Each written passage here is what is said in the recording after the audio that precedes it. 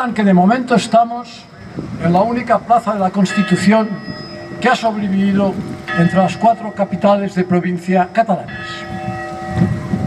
Es un detalle muy revelador, porque, estimados ciudadanos, los españoles debemos reconocer que no vivimos en un ciclo tan esperanzador como hace 30 o 40 años.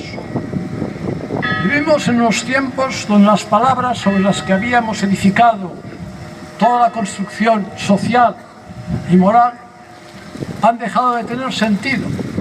¿Quién invoca actualmente la dignidad, el honor, el decoro, la rectitud, la decencia, la lealtad, la fidelidad, el deber, la patria y un sinfín de términos que, si alguien se arriesga hoy a utilizarlos, tiene muchas probabilidades de ser señalado como un facha?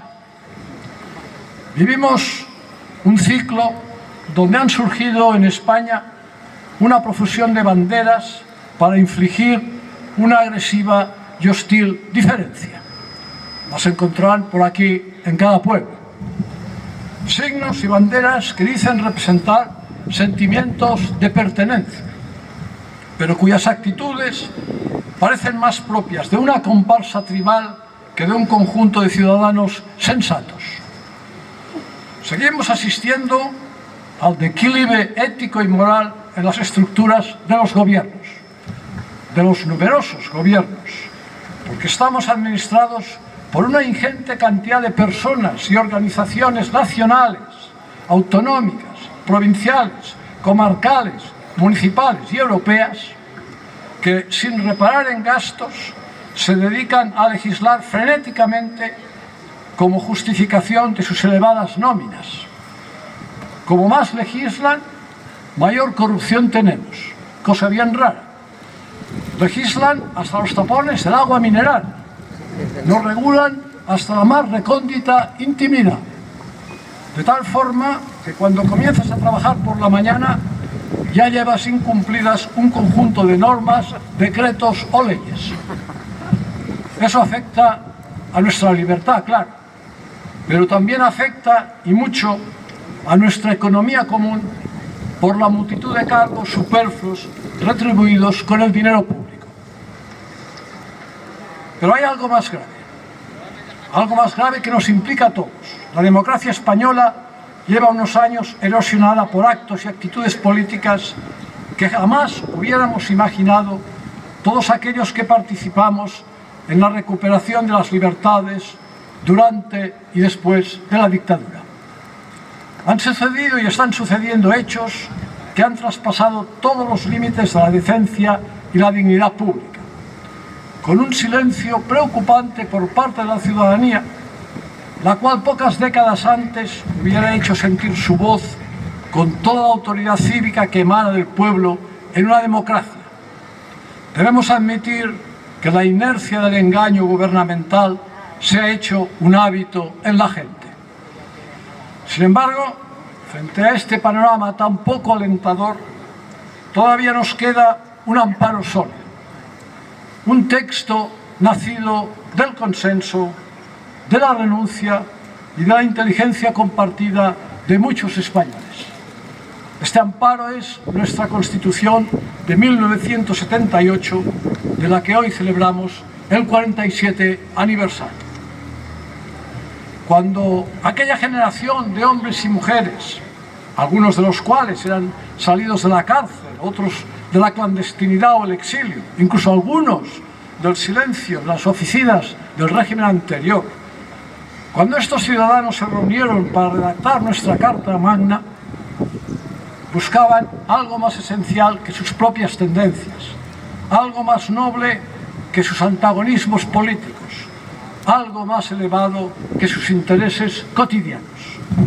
Buscaban una forma de convivencia fraternal y un nuevo ímpetu común para el progreso de toda una nación.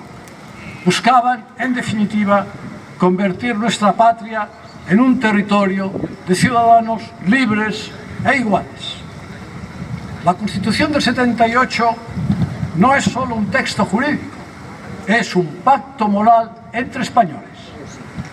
después de tan arduos y valerosos intentos de convivencia a lo largo de nuestra historia y también de tantos fracasos en ese afán, los españoles decidieron reconocerse mutuamente con todas sus diferencias, con todas sus esperanzas, con todas sus quimeras y, por qué no, con todas nuestras extravagancias, que también las tenemos. España decidió finalmente serenarse y decirse los unos a los otros: no vamos a imponernos, vamos a convivir. Y eso, estimados ciudadanos, es lo que muchos parecen haber olvidado. Nos encontramos con sectores que pretenden ahora reescribir aquella epopeya. Nos encontramos un gobierno que impone una memoria histórica partidista, cuyo sectarismo abre de nuevo heridas que habían empezado a cicatrizar. Un gobierno que, por intereses de permanencia en el poder, nos ha resucitado de nuevo a Francisco Franco. ¡Qué mal rollo! Y así juzgan el pasado con códigos ideológicos del presente. Y lo que es peor, con ideologías de raíces totalitarias. Siembran dudas en las nuevas generaciones que no vivieron aquellos tiempos, porque nos dicen que el pacto fue una capitulación y una trampa, que España es una cárcel de etnias, que la libertad de estos territorios solo se obtendrá levantando muros lingüísticos y fronteras interiores. Afortunadamente, esta falacia les cuesta introducirla, porque todavía somos muchos millones los que pensamos que España no es una federación de resentimientos. España es una comunidad de ciudadanos, y la palabra ciudadano, que tanto les cuesta pronunciar a los fanáticos de esas banderas tribales, significa precisamente eso: igualdad en derechos y deberes. Porque el espíritu constitucional no consiste en gritar mi identidad primero, sino en preguntarse qué podemos compartir juntos. Este espíritu, tan denostado hoy, fue el que permitió que toda una nación saliera de la oscuridad sin violencia, sin rencor, sin resentimientos. Fue una obra de arte de la política creada con el deseo de mutua colaboración y el ánimo de respeto a la libertad del oponente. Pero aprobar la Constitución no significó que desaparecieran de un plumazo algunas herencias negativas que veníamos arrastrando del pasado y que fueron también una de las causas de nuestra trágica confrontación civil. Me refiero naturalmente al nacionalismo, del que después de la dictadura jamás hubiéramos imaginado que se convertiría en el mayor riesgo para la continuidad de la democracia española, una herida mortal a la convivencia de 50 millones de ciudadanos. El nacionalismo, este viejo virus europeo que tantos millones de muertos provocó en el pasado siglo, ahora se ha mutado en sentimentalismo lucrativo. Ya no se proclama con pistolas, como trágicamente sufrimos tantos años en España, sino con victimismo, pero victimismo rentable y chantaje mezquino, claro. Se disfraza de cultura, de lengua, de identidad oprimida, de economía extorsionada, y termina exigiendo la sumisión a la causa de la diferencia étnica, que lleva siempre encubierta la instauración de una mafia dominante. Solo cabe recordar cómo estos días estamos viendo en el banquillo una influyente familia nacionalista con su padre Padrone, acusados de asociación criminal. Un padre Padrone que, cuando paseaba por estos pueblos, la gente casi se arrodillaba a su paso. Eso sí que debería ser memoria histórica de verdad. Porque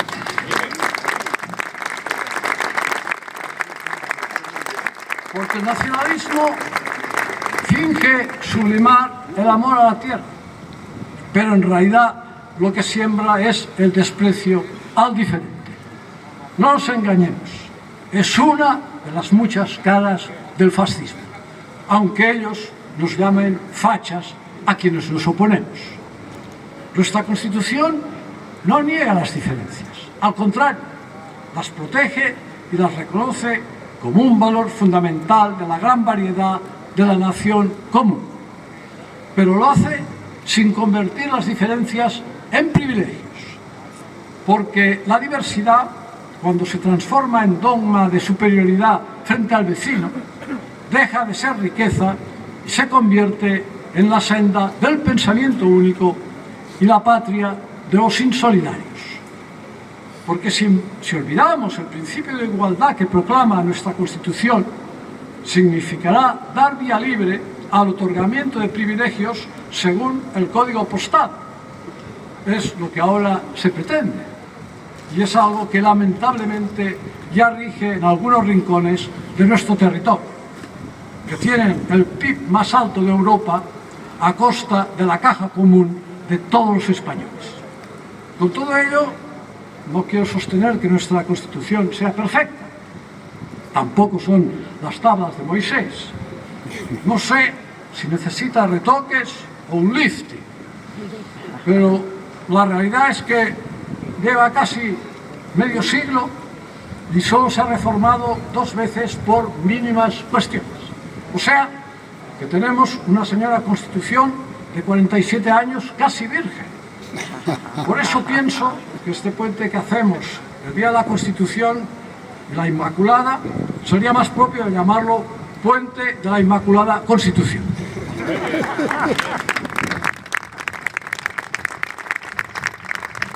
En este sentido, me permitirán que me tome la licencia y el atrevimiento de proponer un ligero cambio, o más bien un añadido en el artículo 9.1, artículo donde se proclama que los poderes públicos están sujetos a la Constitución y al resto del ordenamiento jurídico. Claro, eso significa el acatamiento al texto constitucional realizado a través de jurar o prometer la ley suprema por parte de los representantes de la ciudadanía.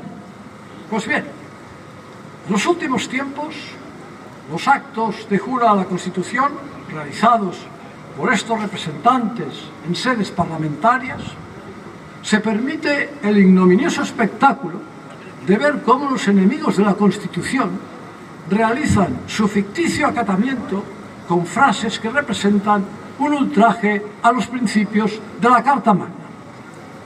Y les recuerdo aquí solo 3 de estas supuestas promesas entre las muchas que se han hecho en los últimos tiempos. La señora Irene Montero: sí prometo por la justicia social y por la República. Vaya por Dios. La señora Míriam Nogueras: por el mandato del 1 de octubre, por la independencia y por el imperativo legal, sí prometo. Mireu quina noia més espavilada, Señor Arnaldo Otegi: por imperativo legal, sí prometo, mientras luchemos por una Euskal Herria libre. Manda huevos. Esto no es solo el testimonio cínico de unos impostores, es un indicio muy sólido de una degradación en la estructura de un Estado que permite un escarnio semejante a su ley de leyes. Eso significa una desconfiguración galopante de la nación española. Lo que debería ser un ceremonial de acatamiento se convierte en un desafío a la ley y en un acto de provocación al artículo 2 de la Constitución, que proclama la indivisible unidad de la nación española. Pero no debemos olvidar que los preceptos de la Constitución, siendo fundamentales en su carácter genérico, solo adquieren fuerza normativa a través de la interpretación y tutela que ejerce el Tribunal Constitucional. Pues bien, en este caso, el alto tribunal, que es quien debería velar porque tales desafueros no fueran legales, acepta y ratifica en sus resoluciones que mientras juren o prometan pueden añadir aquello que les venga en gana, o sea, los exabruptos que consideren oportunos. El alto tribunal, actuando de forma semejante, no podrá evitar que nos pase por la mente aquella fábula del zorro vigilando el gallinero. Porque, lamentablemente, nuestro Tribunal Constitucional, tanto por su estructura mezclada de política como por el resultado de algunas sentencias decisivas, no se ha comportado como la institución imparcial que debería ser por definición. Más bien, todo lo contrario. Ha demostrado en los últimos años una sospechosa inclinación por los intereses del gobierno. Y bajo esta misma inclinación ha decretado las amnistías a los golpistas catalanes y a la enorme corrupción de los R andaluces. Eso no significa cerrar heridas, como dicen. Eso supone sustituir la idea de responsabilidad por la conveniencia, la justicia por el cálculo político interesado y la Constitución por los apremios de un gobierno. Porque un país no se mide solo por sus leyes, sino por la decencia con que las hace vivir. En este caso, se podría decir que el Tribunal Constitucional ha permitido el amparo a la España de los sinvergüenzas. Defendamos,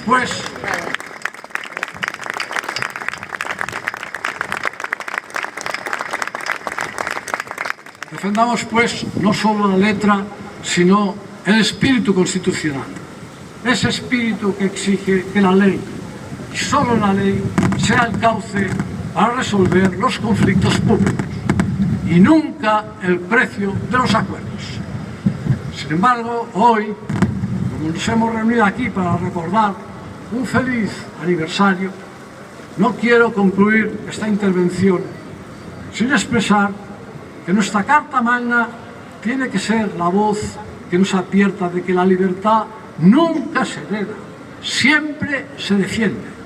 Por eso estamos hoy reunidos en esta plaza de la Constitución.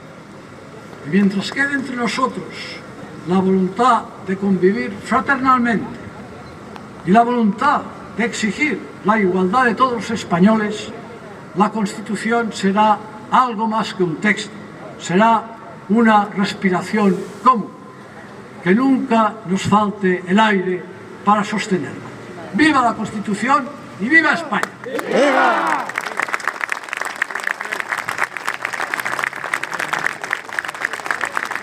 Ahora, como todos los años, escucharemos para concluir el acto el himno nacional.